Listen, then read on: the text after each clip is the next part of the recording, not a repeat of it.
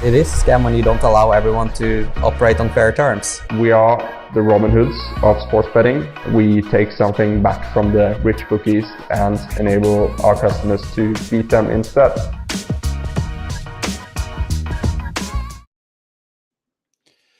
G'day everyone, welcome to the TradeMate Sports YouTube channel. If this is your first time on the channel or your first time visiting one of these live streams, feel free to send through any questions at any point throughout the podcast or the stream, and I will get to them at some point, hopefully as soon as possible. Or anything else you want to say, just feel free to join in on the action. I think it kind of says it in the title, as you might have seen, but today I wanted to talk about just looking through the comments yesterday of the last live stream I did about a month ago, where it was kind of just a Q&A. Some great questions in there, and it kind of just got me thinking about some ideas for a new live stream, and kind of, I guess, take you through kind of how my betting has been going the last 6 months to a year or so, and I don't know, I guess use myself as an example of how you guys could potentially improve your own betting, or maybe just come up with any ideas on, I don't know, might just spring to mind any things, any questions that you guys have got, any queries, help you guys out as much as possible. So yeah, we'll see how we go. Got a question come in here. Are you profitable on Pinnacle Sports? In some areas, yes. Lifetime. But yeah, in other sports, definitely not. Pinnacle, the sharpest bookmaker out there. I think that I don't bet with them too often because I know how sharp they are. I'm willing to take them on in sports that I am very confident that I have an edge in, like UFC. I've had success, lots of success on golf with them too. But sports like soccer, what other ones? I think I did esports a bit in the past, a long time ago. What other sports? Yeah, definitely. Overall, I'd say I'm winning. Yeah, I can be profitable with Pinnacle Sports, but I have to. It's a very niche kind of strategy there, because they're the sharpest bookmaker out there. They're very hard to beat on most markets, like basketballs, soccer especially. So yeah. Do you use machine learning? No, I do not, mate. I'd love to say what your name is, mate. You're firing through the questions nice and early here, mate, but I've got no idea what language that is. Sorry, mate.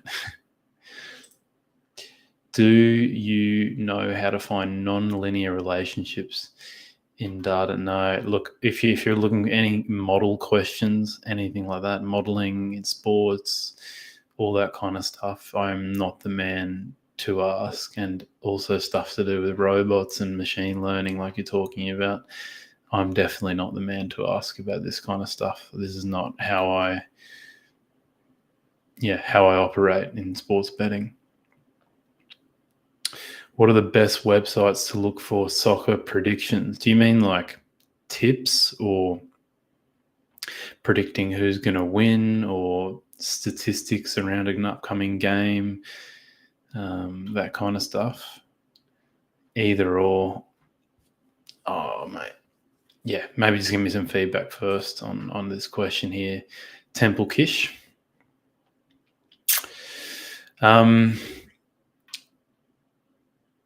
But actually, before I get into what the main thing I want to talk about today is, one of the questions I did want to address that I got on the live stream last time that I didn't get to answer. It was a comment let me just get it here. It's got to zoom in a bit. So this question from Hey. He says, "Hi Alex, unfortunately I missed the Q&A. Maybe you can give me some advice. Had some decent success with TradeMate Sports, but ultimately got limited at all the bookies. Then tried to bet the Asian markets following tipsters, but got beat down badly.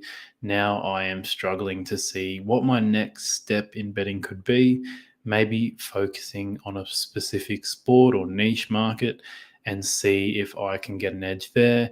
I know there is no blueprint, but maybe you know people in the TradeMate community who were in a similar spot and could give me a hint. Thank you."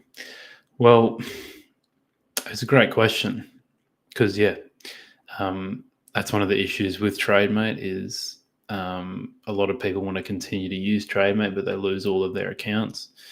First things first, if you want to take betting seriously and make this a long-term, whether it's a side hustle, whether it's a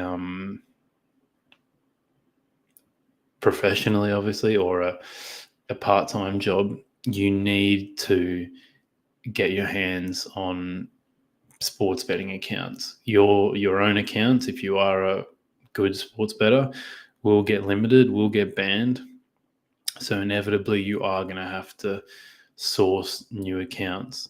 Yes, you could take a different approach and go just on the exchanges or using the sharp bookies. But you have to be bloody good to be able to make money long term against those kind of platforms. So we're talking about just a minority of people that can beat exchanges, that can beat sharp bookies. So sure, you could, when you lose all your accounts, you could then transition and say, all right, I'm going to get unbelievably good at one sport and I'm just going to bet on the sharps and exchanges. That is definitely an avenue you could take. But depending where you are in your betting lifetime, your betting career, you're going to go through a decent chance you're going to go through a bit of pain and suffering, at least to begin with, because they are so sharp and you're probably going to make lots of mistakes. And I would say early on, your ROI is going to be pretty minuscule. It's not going to be anything to, it's not going to be anything that's going to make you lots of money.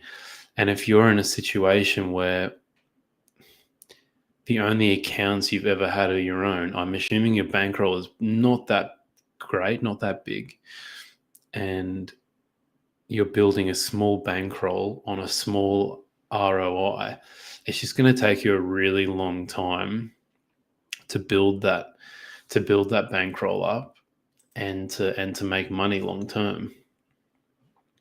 So sure, yes, you could go to the Asian markets. That's one option, is that you could just get very good at one sport and just use your own accounts. The only issue is you're going to have, maybe if you get a broker or something, you'll, have access to 3 or 4 bookies on that. You got your exchanges. So you've really only got at best probably 5 places where you'll be able to bet, which is just, it's not enough. But you can do that if you want. Get very good at one sport, one niche.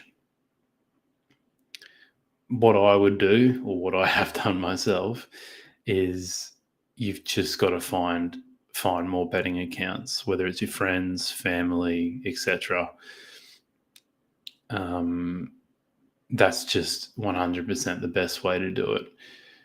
I would rather be, sourcing accounts from other people and, have an ROI of 5 to 10% than be using just sharp bookies, exchanges in my own name, and be churning out an ROI of 3% or less, or not be profitable.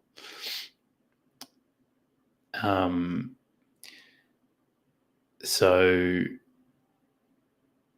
I would say that would be your next step is if you're happy with TradeMate Sports and you want to continue with TradeMate Sports and that's all you really want to do with your betting, you've just got to get more accounts, and that's the hard way around it.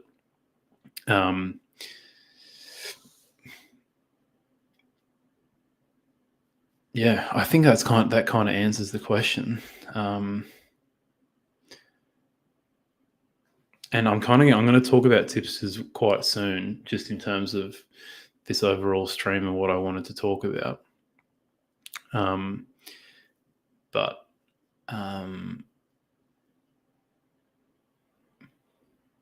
Yeah.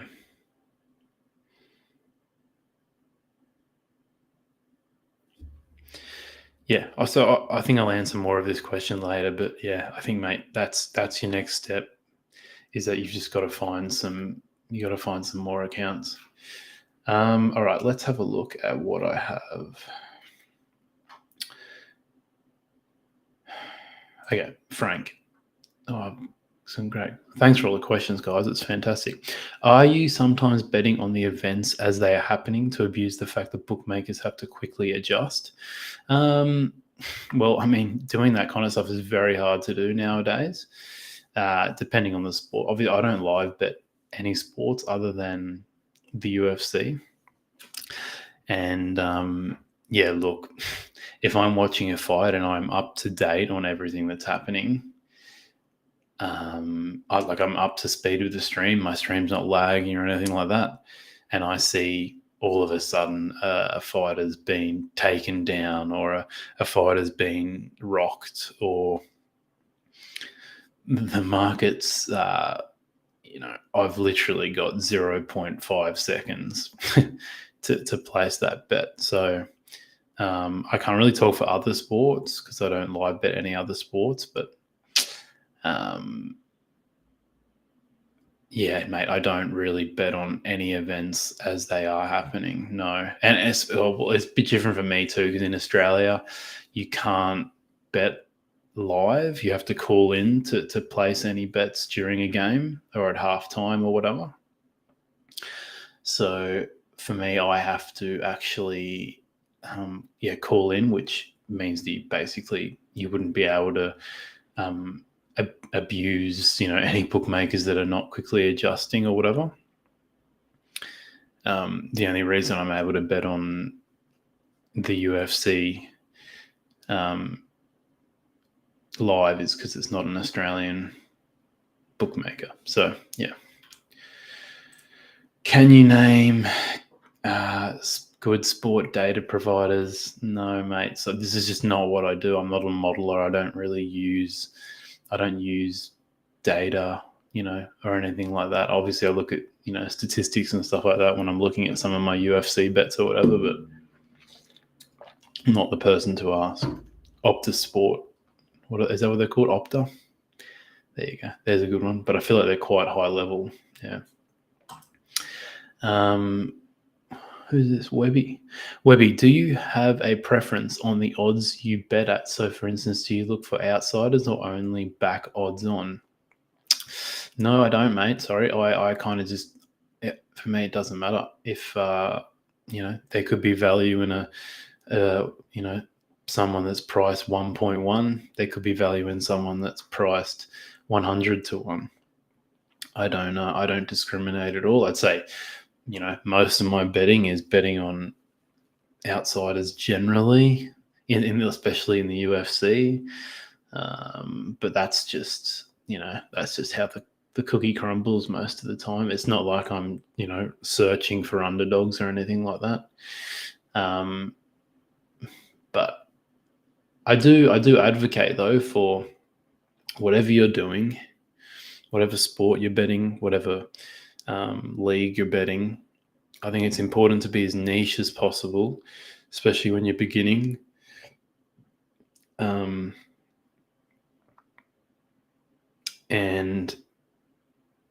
if you want to define that niche even further and say, I'm really good at betting on underdogs, or I'm really good at, betting on short price favorites that should be even shorter. I would advocate for that too, especially while you're beginning. Like, I think the more niche you can get with your betting, the better I think you'll be in the long term. Obviously, you're going to miss opportunities elsewhere, but if you're not, as long as you're matching your turnover goals and stuff like that, I think if you can get really good at just betting one specific thing to start with and then expand from there, I think that can always help. I think one of the first things that you can do if you are want to breach out into handicapping a sport is it can be really difficult, I think, to for instance, let's look at a sport like tennis or MMA or these one-on-one kind of games. I mean, you could do the same for most sports. Maybe not like soccer or let's say basketball. You could bet on money line there. Is to focus more to begin with on games that are close to 50-50 odds or close to pick'em odds, whatever expression you want to use, because they're really easy to judge on who do you think should be favorite. That's most of the time that can be a really easy answer or question to come up with, answer to a question to come up with, because if you're then talking about okay, this team should be 63% and the other team should be 37%. In your head, it takes some advanced knowledge of the betting market to really delve deep into those kind of numbers, if you get what I mean. I think if you're just starting on a new sport, try and focus on the fights, the games where the odds are already very close to 50-50. And then you can, it's easier to say, oh, okay, this guy should be favorite, or this guy shouldn't. I hope that makes sense for people out there. Rather than deciding whether a person should be a 80% favorite or a 75% favorite. I think intuitively in your brain, it's a lot easier to say, oh, this person should be favorite, or they shouldn't be favorite, or who should be favorite in the outcome. Please name books about sports modeling and sporting data science. Obviously, I haven't read any of these, but I know that there's a fellow called Andrew Mack. I've heard from lots of good sources that they're very good. Andrew Mack, I'm sure you'll be able to find him on Twitter. I think he's got some books on that kind of stuff that are very good. I'm trying to think if there's anyone else. I can't really think of anyone else. Sorry, mate. Jeez, we've got all these questions coming through. Bloody hell. All right. How have you found using other people's accounts? Have you managed to get paid without problems? So far, yeah, I've only really had one issue, and that was nothing to do with the person. It was more so just the bookmaker themselves. So I've had no problem so far. The thing is, everyone's account that I've used to this day, I've known, I've kind of known them personally in a way, whether it's like a friend of a friend, kind of. That's as far as it's kind of gone in terms of the relationship tree. It's not, I haven't really used many people's accounts. Well, I mean, I have worked with people in the betting space that I've never actually met before or anything like that. It's just through, but then they're legit because they have an online presence, etc., etc. But yeah, I haven't had any issues yet, but I think that's mostly because I've only used accounts of family or friends who, obviously trustworthy, or friends of friends. So, if there was an issue, it would be you're less likely to have an issue with a friend of a friend, if you get what I mean. Good question though, Tom. But also, I would say I had a podcast with a guy named Porter. It was probably about a year ago. So go check that on the YouTube channel. But he mentioned that, using other people's accounts, he's basically using people's accounts that are hitting him up on Twitter. So complete randoms.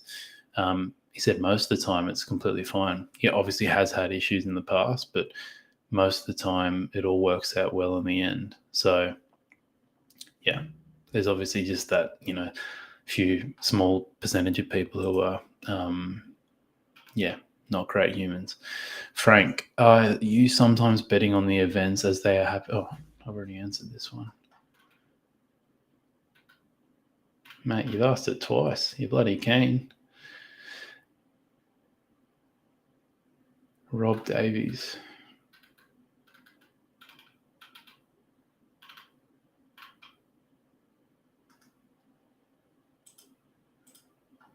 I'm fascinated by sports betting. I spend hours studying the mathematics and exchange odds for an event.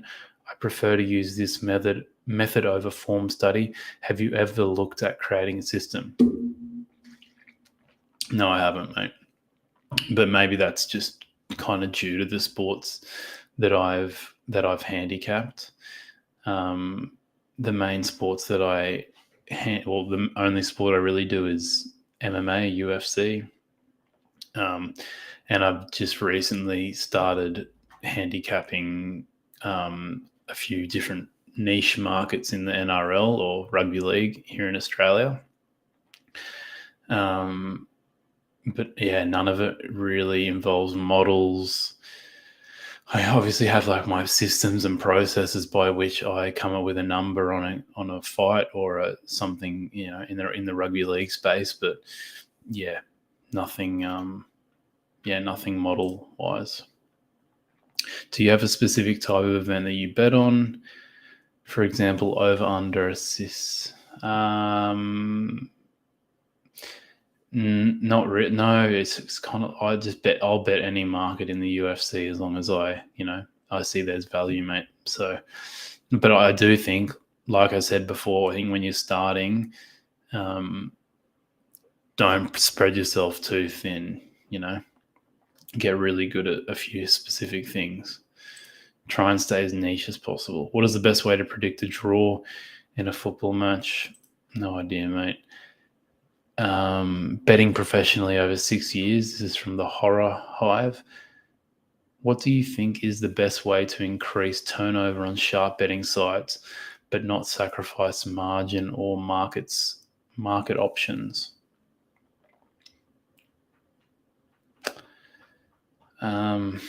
Best way to increase turnover.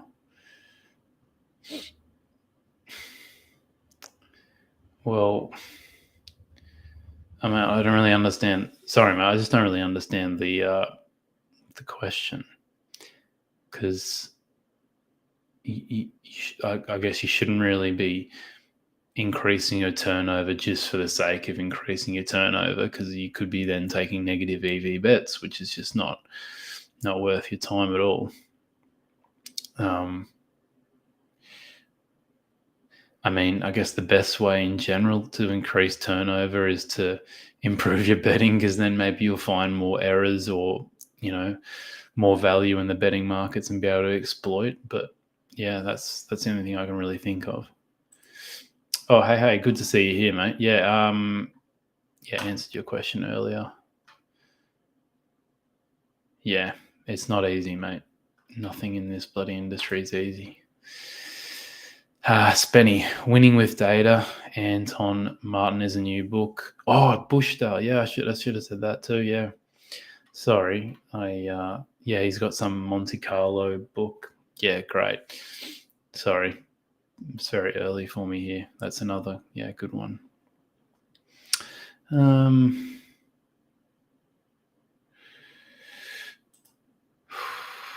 Best advice is to tend to markets the big syndicates aren't touching due to lack of liquidity, not cost effective. Yeah, for sure.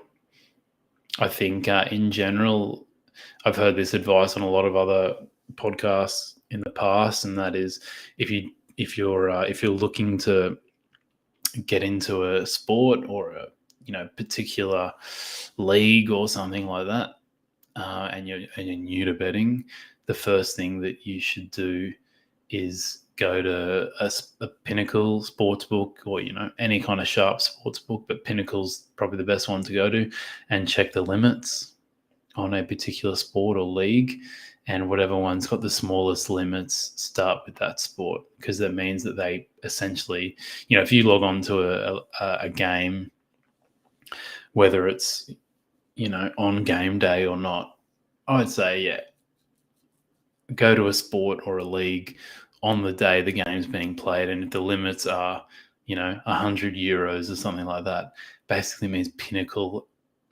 has zero to very little, those odds are not efficient, / they don't really care, and they're only going to increase those limits when they're confident that they're getting the right number here. So it's a great it's a good point here from Spenny, is if you are looking for somewhere to you want to start handicap a particular league or sport or whatever, find on Pinnacle a game or a sport with the lowest limits, because that's got the least amount of attention from anyone. Yeah, you won't be able to bet much, but it's a good starting point.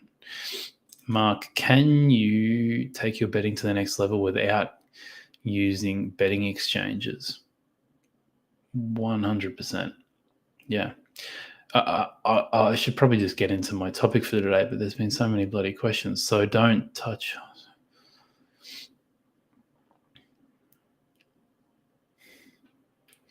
Yeah.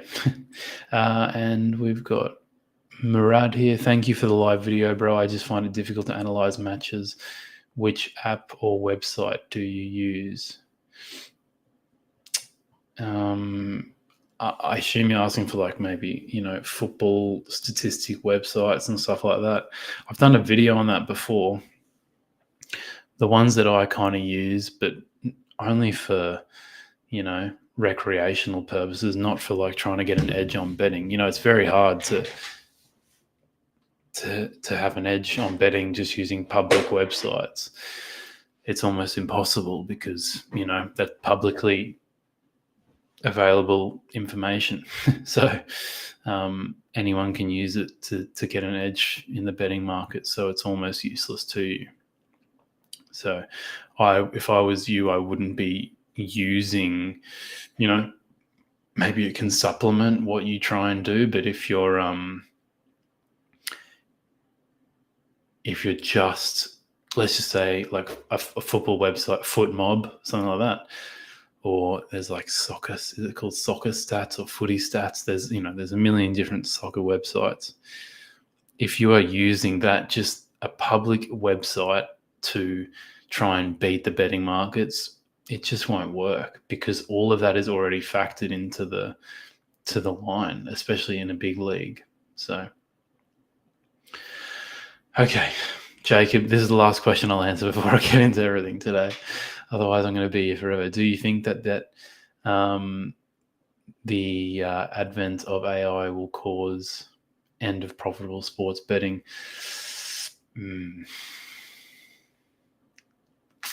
Yeah, I mean, it could. They're at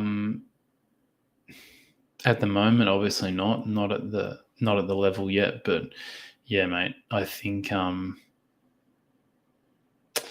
there's a chance. Yeah, that for sure. AI will be able to do all sorts of things in the future. Yeah. Will it cause an end? I wouldn't say so, but I don't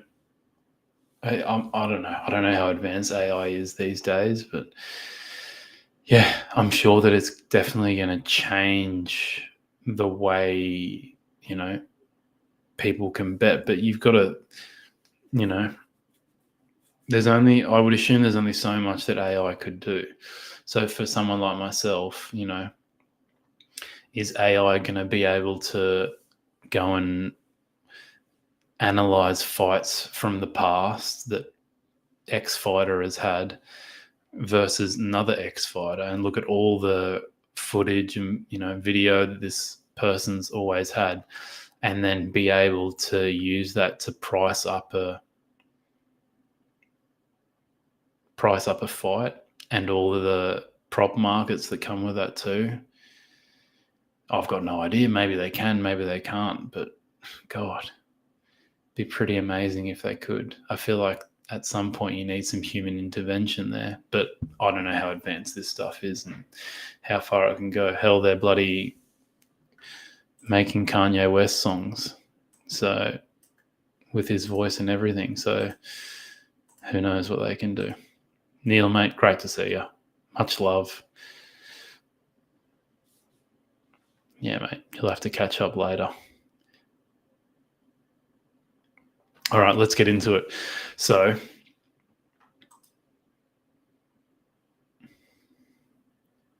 basically, I want to talk about how I've been able to, improve my betting in the recent past, and how I've been able to increase my ROI by just doing a few simple things. So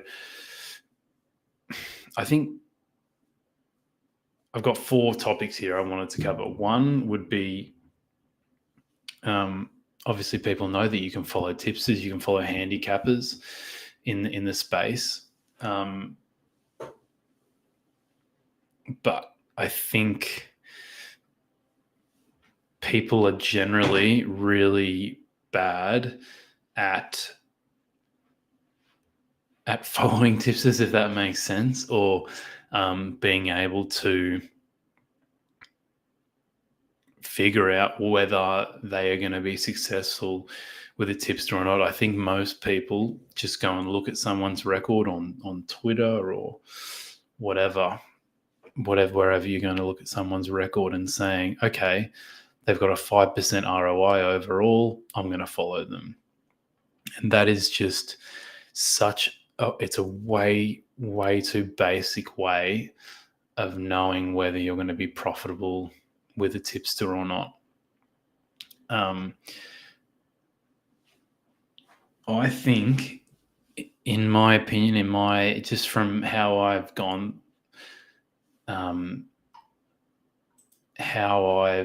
my betting journey or whatever you want to call it, I think the best way to build a bankroll is to follow tipsters. It can also be the worst. There's obviously lots of, bad tipsters out there, bad handicappers. Maybe not bad, but, ones that you're not going to make too much money from. But I think the best way to build your bankroll when you're just beginning in sports betting, or you don't even have to be beginning, like if you're just really trying to grow that bankroll so you get to a point where, you're not even able to bet, the logical percentage that you're supposed to.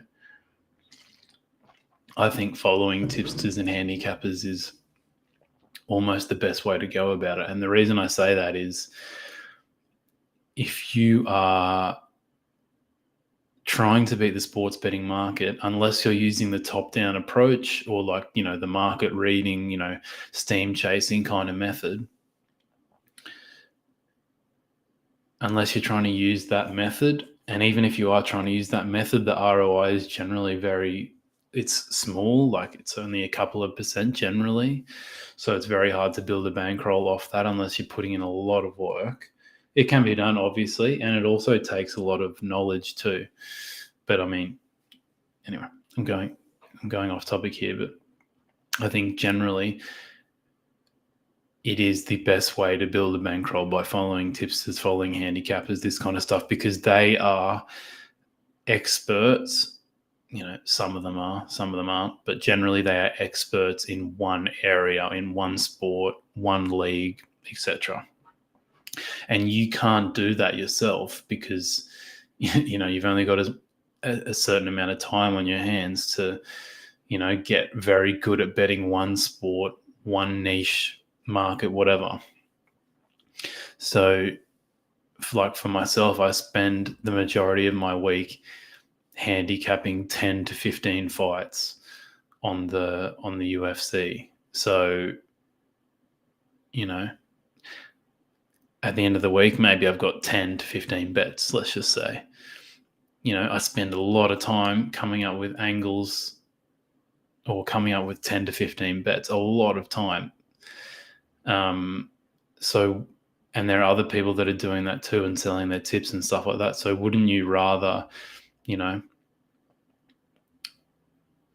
source that information from someone that's spending, 30 to 40 hours a week on a specific sport, rather than you going in there and trying to do your best with an hour's research or something like that? So I think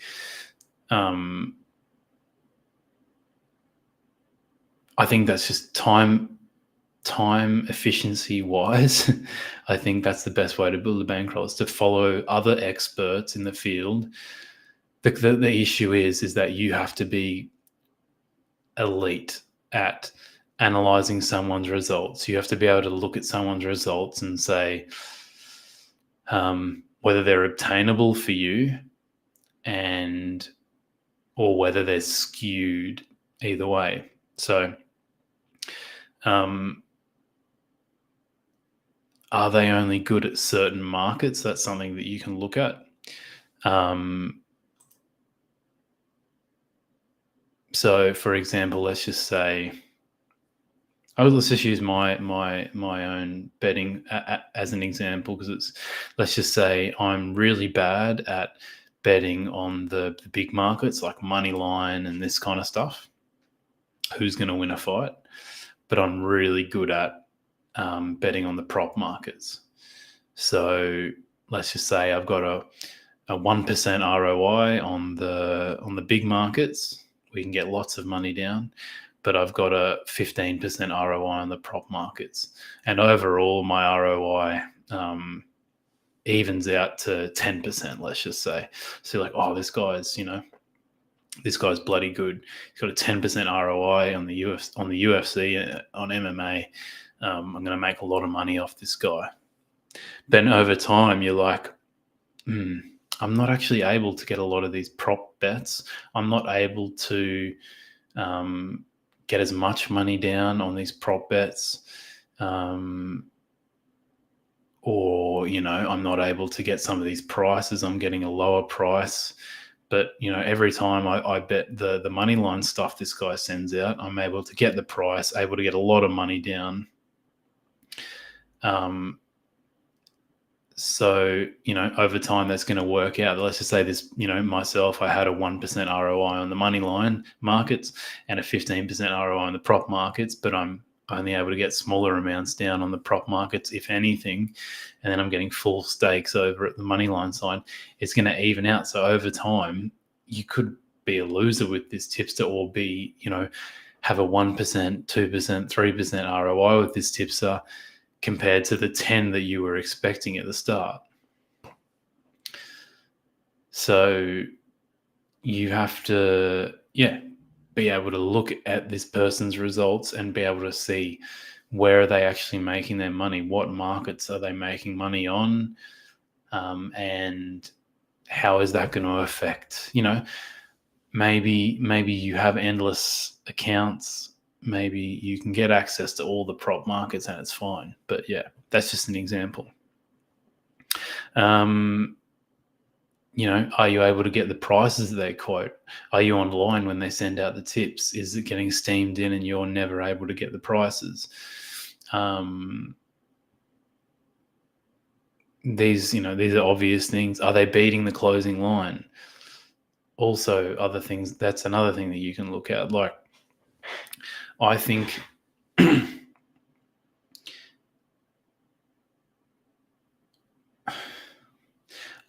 when I started my sports betting, when I became professional, is that my biggest edge on the market was my ability to, and I failed at this sometimes, is to analyze a tipster, analyze a handicapper, and be able to figure out if I'm going to be able to make money with this tipster or not. And there are tipsters out there that have, I know from experience that I've followed tipsters that have a 10 to 15% ROI, and then I look at my results over hundreds of bets, and I was either a small loser or a small winner. How does that make sense?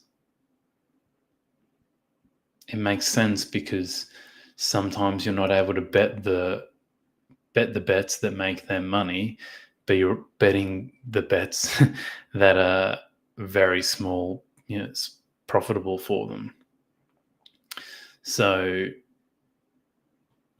yeah, you need to, basically what I'm saying is, if you want to improve your betting, if you want to grow your bankroll, my number one tip would be you want to find experts in different fields, and you want to become a master at analyzing other people's results. And if they, if you approach a tipster and say, can I see all your bets that you've placed, markets, etc., and they don't have it, I just wouldn't bother with it, because you just don't know. You just don't know.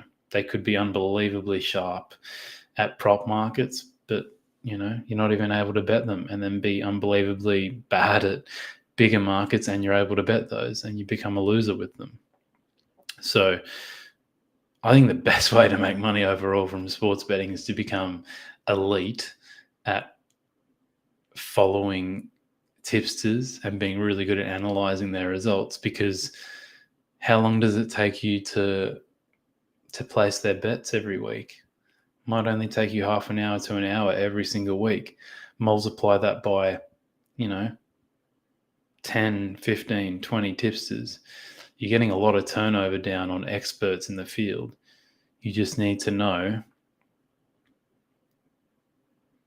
You need to know the ins and outs of their betting. So, yeah. That was the first thing I wanted to talk about in terms of improving your betting. I'm seeing lots of questions coming through. I'll answer all these at the end. I just want to get through all of this first. Second thing that I've done lately, and I would highly recommend, there's a guy I had on the podcast about probably 2-ish years ago, Jared Tendler. He's a mental game coach. Coached lots of famous poker players, esports teams, on the kind of improving your mental side of sports betting, or not sports betting, but like just your mental,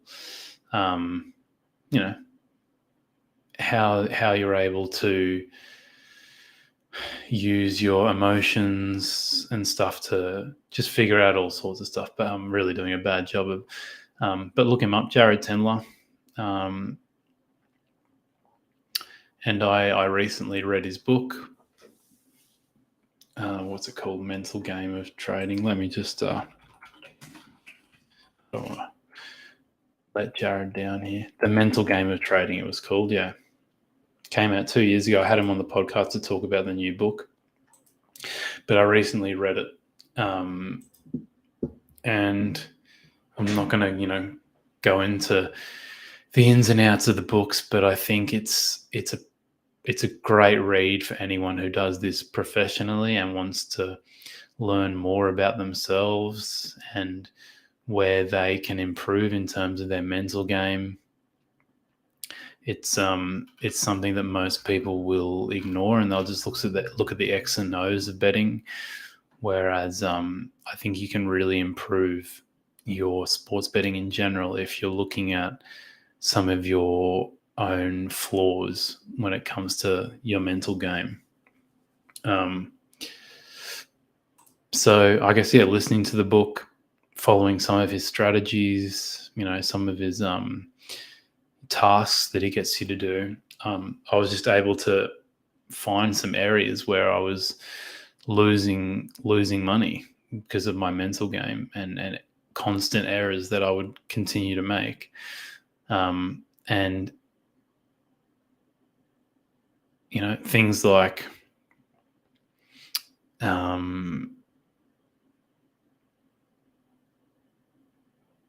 little things like thinking that you have a losing week or a losing day and thinking you're the worst sports bettor ever.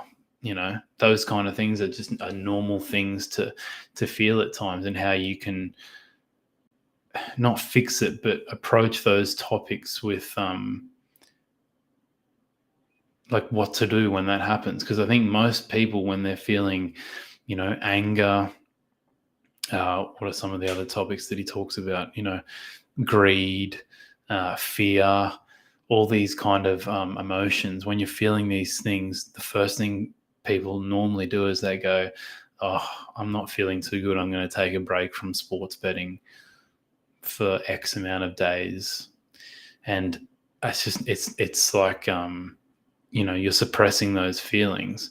You need to address them and just get better at maybe not dealing with them, but understand why you're feeling that way. They're all signals. If you're getting angry that your betting is losing, there's probably a reason why you're getting angry. And it's not just because you're losing. You might be getting angry because you've just made another mistake that you always make, kind of thing. So I would highly recommend reading his book. And it was one of the ways that recently I've been able to improve my betting and seeing common mistakes that I just make over and over. Sometimes I'll just get very down if I have a losing week. And I just don't think it's fine to get emotional. It's fine to feel that way, but are there things that you can do to address those feelings and make you feel like the world isn't going to end, kind of thing? And so I guess two strategies that I just use, really basic ones really, is that I used to always just track my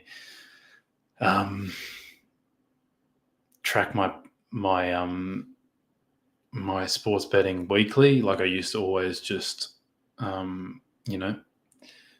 track my progress, like what was my P&L for the week, and then see how I'm going like that every week. Every Monday I'd check it all out. But what I've done more recently is I still do that because I like to just keep up to date on how much money I've got in my bankroll and stuff like that, and adjust my staking accordingly. But I'm also tracking monthly and yearly now too, which is something that I would know how much I'd made in the year or how much I'd made recently overall, but I wouldn't actually go like, oh, how much did I make in May, April, March? And it really helps me like put my results in perspective. Like, okay, I lost 1 week out of the 4 weeks of the month, and look where I ended up for the month. Like, this is just, a week is nothing in sports betting. A month is really not that much either. But it's just simply by going and starting to track my monthly results, it just, it improved my mental state completely straight away. And I was able to, use a more positive mental state to go on with my week and not have to take a day off or anything like that. Another thing was, going, a lot of people probably do this already, but I wouldn't do too much of it because I just didn't really see the point of it. But doing like, post-fight analysis in my case, and going through every bet that I placed on a Sunday and going, all right, what did I miss in that fight, or what could I have, improved on for next time? Was I correct was my pricing correct? What mistakes did I make? And this stuff, like, it helps you, not only helps you improve your betting, but it helps you, talk to yourself and, I guess, explain to yourself that even if a bet or lots of bets lose for the day, you can kind of explain to yourself that it was still a good bet and I would still take that bet, tomorrow if I was presented with those exact circumstances. So I think, I don't know if I've explained this too well because it's different for everyone, isn't it? So, but I think if you're a person that wants to take your betting seriously, then I would highly recommend reading or listening audiobook that Jared's book, especially for people that trade live in play kind of markets, because you're making split-second decisions. And luckily for me, I don't have to make those very often. I can kind of sit back, in the comfort of my home and write all my numbers out for a particular fight, and there's no time restriction really. But not the case for traders and stuff like that. So I would say it'd be really important if you could do that.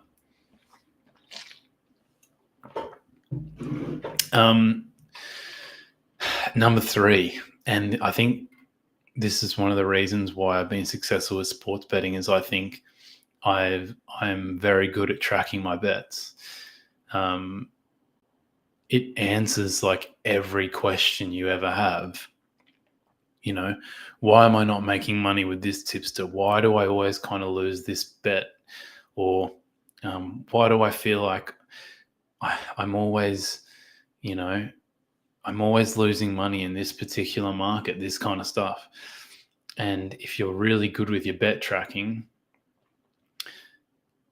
why am I always losing money with a particular bookmaker, this kind of stuff?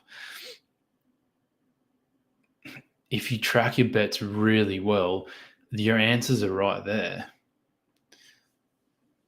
So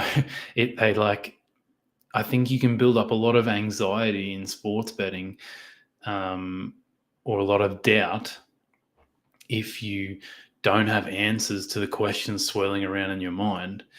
And you can get all these, you can get all these biases too. You can build up a bias in your head that you're not very good at betting on one market, or you're not very good at betting on, or you're not successful on one bookmaker kind of thing. And these biases can be completely wrong. Yeah, they can be right too. But if you track your bets really well, you can answer every single question that you have. Otherwise, you are just guessing. You would be amazed at the amount of biases that I've built up in my mind over time, thinking, oh, you're so shit at betting this market, or you're so, etc. And then I go and look at my results and it's like a 10% ROI. It's like, what the hell? What have I thought I was really bad at that. And the complete opposite too. I can be like, I'm an expert at betting on that market or that sport. And you go and look at your results and it's like a 1% ROI. It's like, oh, I'm not actually that good at, like, why is that? I think, with my own betting on the UFC or following tipsters, I just make sure my bet tracking is elite, so that anytime I have a question, I can answer it straight away. Because I know lots of people who are they're too lazy with their bet tracking and they never know the answers, or at least they just keep betting stuff over and over that's not that good, or it's not profitable, and it loses them lots of money over time. So this is, something that I've implemented ever since I went pro, and I would really recommend you to just become a really, really good bet tracker. So, finding out, tracking markets, what markets, finding out exactly how good you are in a particular market. And I mean like a sub-market. So like, for example, in the UFC, you've got method of victory markets, you've got over-under markets, you've got, decision no bet markets, double chance markets. You guys might not understand half the crap I'm talking about, but, for soccer, are you good at handicaps? Are you good at over-unders? Are you good at anytime goal scorers, correct scores? Break up all your bets into those markets. Obviously you want to track via, particular sports. You want to track your bookmaker too. Why am I losing all this money at Betfair, but I'm winning all this money at Bet365? Maybe because Betfair's a lot sharper than Bet365. Maybe you shouldn't be taking any bets at Betfair, because there's a reason why their price is that big. It's because the market's efficient and that's the price, and you do not have an edge there. You go to Bet365, you're winning lots of money there because they're a self-bookie. These kind of things. And you get your answers to all these questions by tracking appropriately. Yeah. So that's another way I feel like, I've been able to remove so many bad betting strategies from my game because I could go and see. It sounds so simple, but you'd be amazed at how poor people's bet tracking can be and how it leads them to losing money. I know it's annoying, it takes a lot of admin time, but saves you a lot of time too in stress and anxiety, probably. And then lastly, thing I would say has improved my betting massively is, and I'm still not very good at it, I would say, is removing bets or not betting stuff that you're on the fence about. If you're sitting there having to convince yourself whether you should take a bet or not, most of the time you probably just shouldn't take that bet. FOMO is a real thing in the betting space, and it's just funny when I go and look at my turnover figures for the week and I go, oh, that's great, I'm turning over lots of money, but I sat there for half an hour to an hour and wondered, oh, should I take this bet or not, which was going to be 1% of my turnover for the week. Like, it really wouldn't have affected me whether I took that bet or not. So if you're having to, but this is, some people might not have this issue. This is just an issue that I've had over and over and over, is that if you're having to convince yourself of placing a bet or not, I think it's fine to second question, to maybe not doubt yourself, but to ask yourself over and over, am I thinking this through? What am I missing? What could I be missing? I think that's completely fine. But if you're having to convince yourself of taking a bet, then, or, you're not 100% sure about it, just don't take the bet. Just don't do it. It's not worth it overall in terms of your turnover. At least in my case, it hasn't been. And sure, you'll be pissed off if the bet wins, but I reckon you'll be even more pissed off if it loses, and it all evens out in the end, probably, or maybe it works out that you'll be profitable long term by not taking that bet. So yeah, that would be it. So yeah, hopefully, I've given 4 kind of examples with the, removing your bets you're on the fence about, becoming an elite bet tracker, becoming better at reading your emotions, and how you can fix those to work in your favor, and also just some feedback there on following tipsters and handicappers. Hopefully, they're kind of just 4 ways that I feel like I've really improved my betting over the recent past. And hopefully, that can help you guys out with improving your betting too.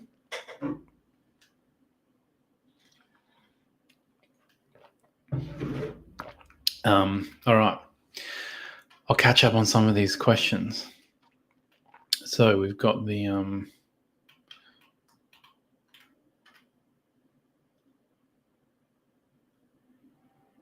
Rob Davies. All right. He says, I do a lot of what Ryan Bruno does or recommends, would highly recommend his approach to markets. Yeah, Ryan's great fella, sharp bettor. Definitely check out his YouTube channel, Smart Sports Trader. Are there any public tipsters you would recommend? Do you mean public as in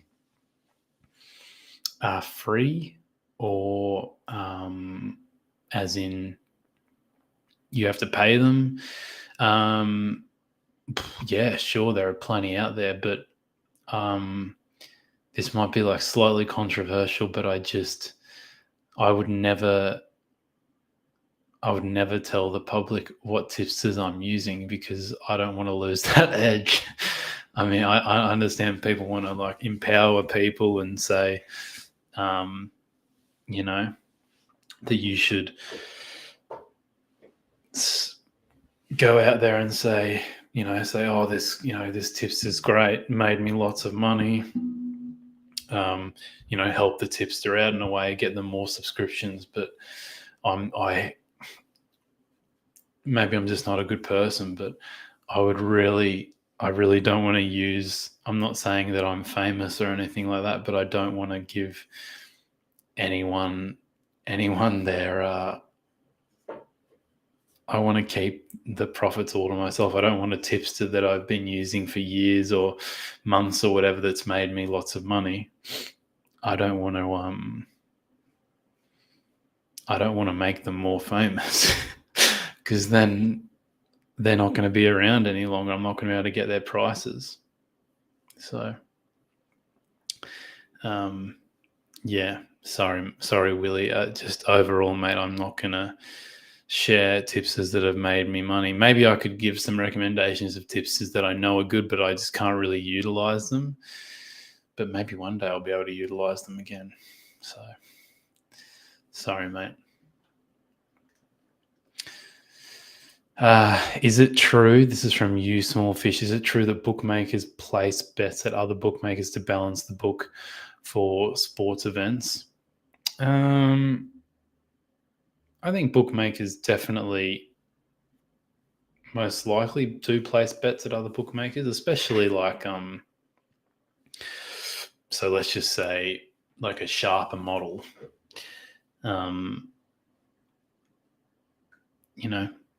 Like a Pinnacle or these sharper sports books. They profile their customers and they say, all right, this customer's been beating us for a while now. He's obviously very sharp. We're going to move off his action well and truly. But we also want to kind of steal his stuff and bet it elsewhere.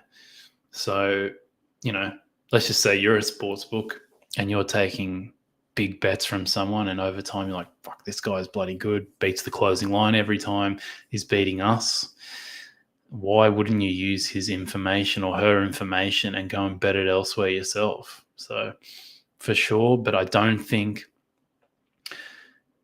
so. I guess I'm not really answering your questions. I would say it's probably true that bookmakers are placing bets at other places. Well, I know that for sure, but to balance their books is the key part, because I think that's a bit of a myth that the bookmakers are looking to balance their books. I think that's very much a myth. Most bookmakers are looking to get as much EV as possible, and if that leaves them quite exposed in some areas, so be it. That's from what I've heard from the industry. They don't really care about having $100,000 on one side of the market and $2,000 on the other side.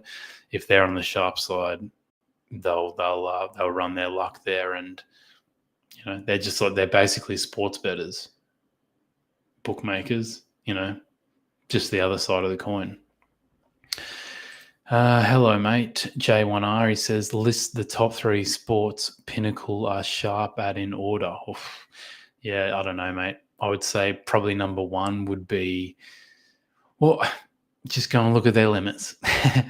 Whoever's got whatever sport they have the biggest limits on overall, and then rank them 1 to 3. That's probably what they're sharpest on. They're taking a bigger bet because they're bloody confident in their odds. But I would say number 1's probably soccer, I would assume. Yeah.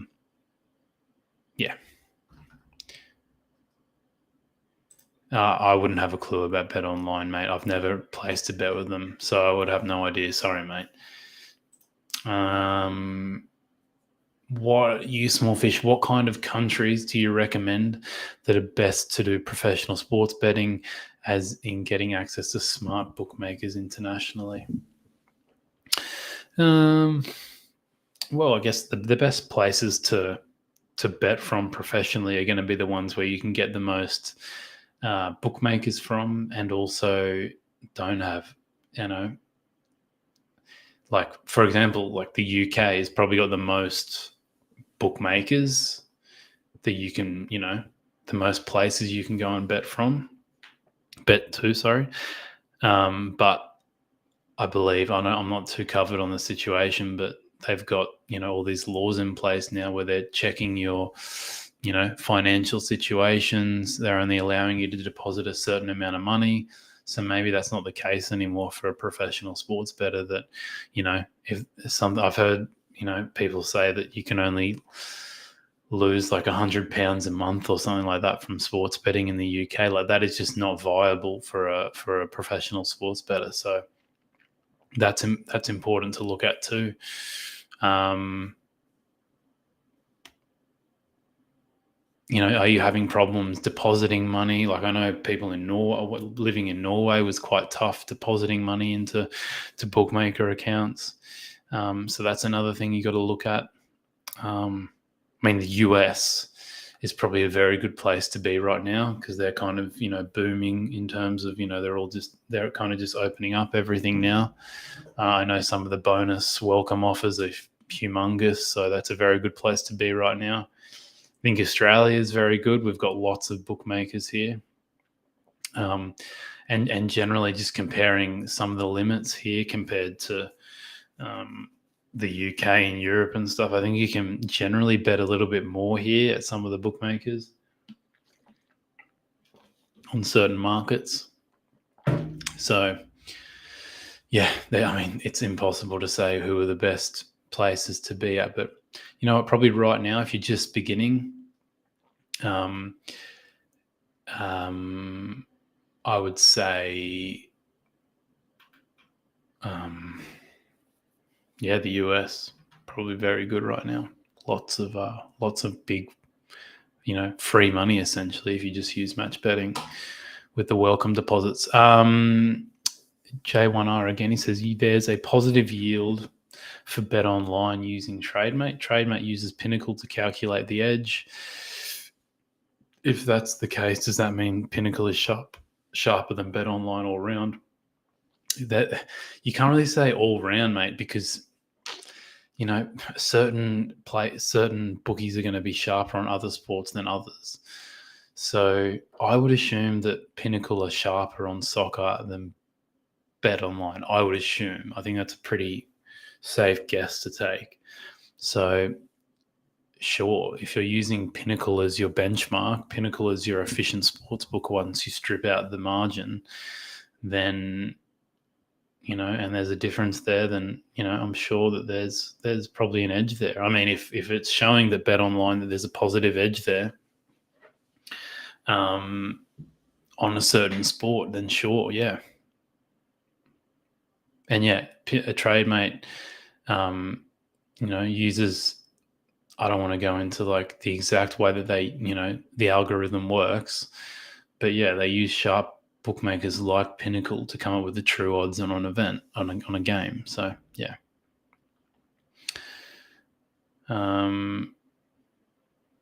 So there you go. Yeah, well, Willie's said the same kind of thing. I actually got limited using TradeMate on Bet Online from winning so much. So yeah.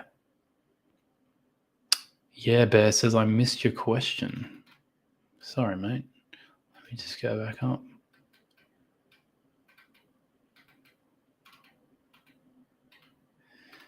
I can't actually see. Sorry, mate. I might be going mad here, but I can't see your question. So maybe send that through again, mate. Webby, hi, mate. Sorry to ask another question. That's all right, mate. By the way, last call for questions because I'm getting a bit tired. Sorry to ask another question, but if I had the balls to finally go pro, how much bankroll would you think is needed, and what bankroll did you start with? I started when I went professional.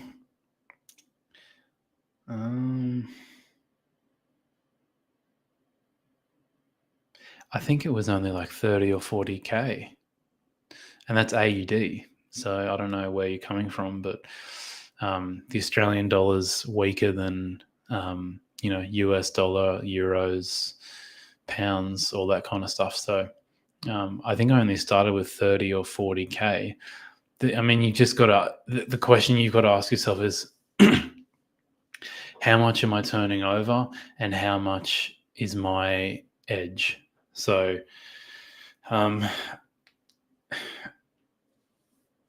yeah, it's a simple ROI calculation, really.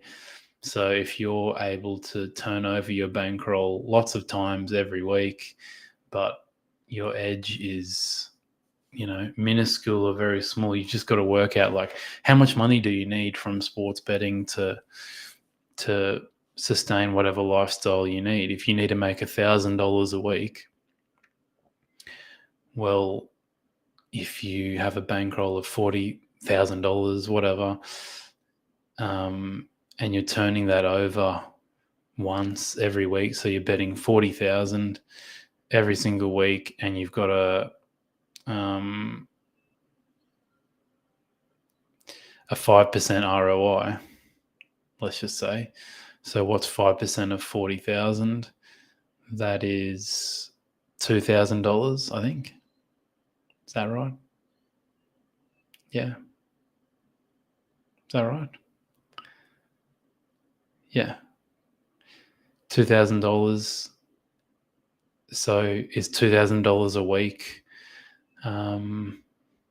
Is that enough money for you? Maybe. For most people, that's decent-ish. So yeah, you just got to ask yourself, this is a simple math question, really. How much money are you going to turn over, and what's your edge? But yeah, I like I said, I started with 30 to 40K. The issue is when you're starting with a lower numbers, you've got to pay yourself you got to pay yourself and then also build your bankroll at the same time. Or you don't have to, but that's what I wanted to do. So, I've been able to pay myself at the same time, but also build my bankroll up to what it is now.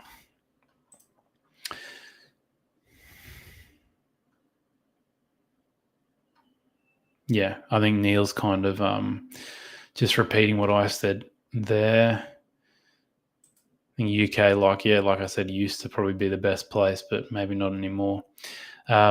What sport is BetOnline weak at using TradeMate as a benchmark? Oh, they're just having a conversation here. Babylon Julius, I missed your question too. Why am I not getting...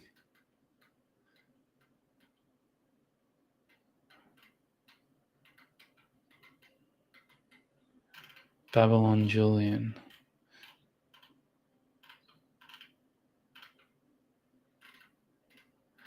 Sorry, guys.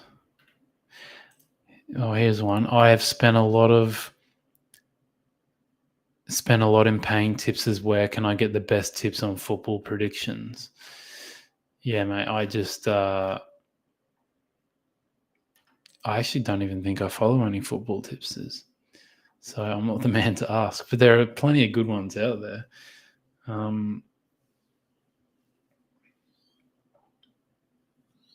Yeah, I just don't want to, I know ones that have been decent for me in the past. I can't really use them now in some cases. So, but one day I might need to use them again. I just don't want to really advertise any tipsters.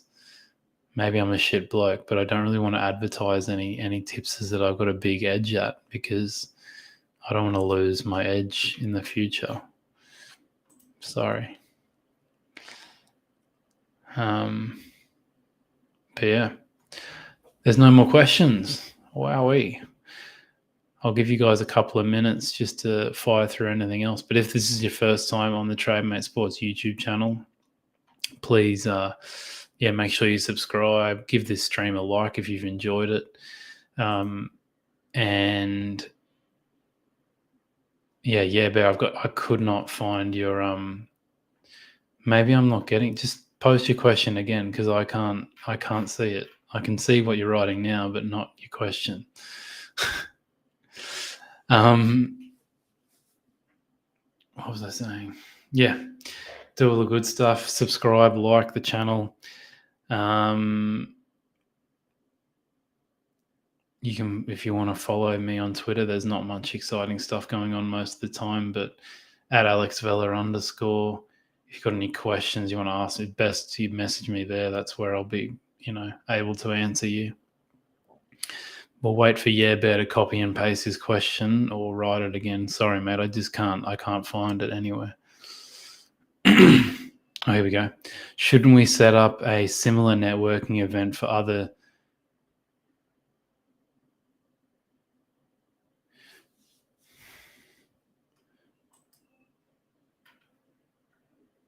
I mean, yeah, sure, mate. Let's do it. I don't really understand. Are you talking about in terms of networking events, there's Bet Bash. in the US, which I've heard great things about. So I'd recommend going to that. Oh yeah, yeah. I mean, I was thinking of going to the next one in August. I mean, I'd love to go, but it's just a matter of money, and it's a long way to go for me. So, being from Australia, so yeah, it's one of those things. I mean, maybe I will go, but it's still 2 months away. Maybe I might go, but yeah, I mean, I'd love for there to be something similar in Australia, or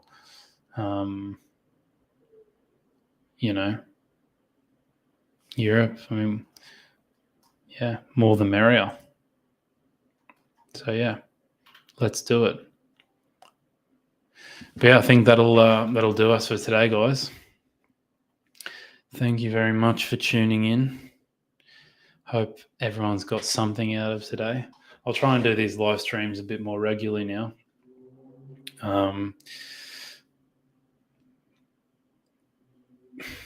Yeah, I mean, yeah. Bear says maybe TradeMate can set up something in Europe. Mate, I'm not really the man to ask. You'd have to ask Marius. I'm not.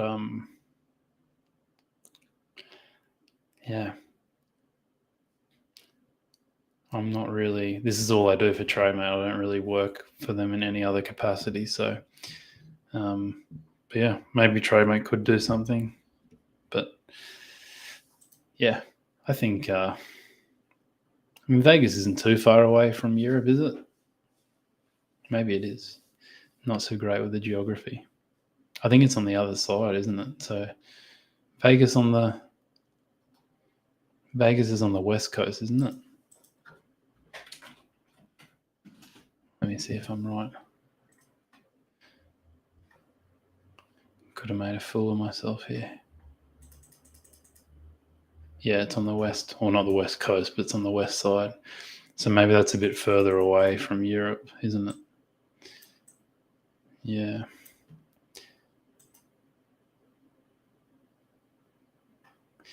Yeah, but I think I know that it's expensive, but I think it's probably worth your time if you're a professional.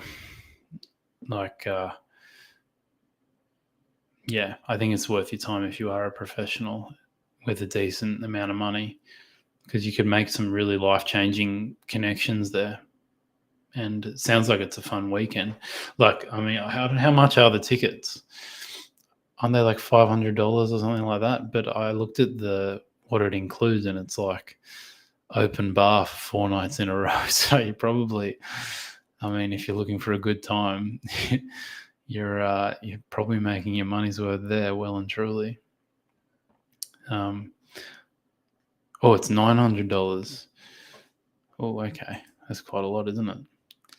Even then, I mean, if you're a big drinker, that's probably not the worst thing ever. Yeah. Anyway, I'm going to go. J1R is right here. I'm very tired. I need to rest up. But thanks everyone for watching. You can follow me on Twitter at @AlexVella_. If you've got any other questions, hit me up there. But yeah, thanks for watching. Like, comment, subscribe, do all the good stuff, and I will hopefully see you guys in in a couple of weeks. We can run one of these again. They seem to be reasonably popular. See you guys.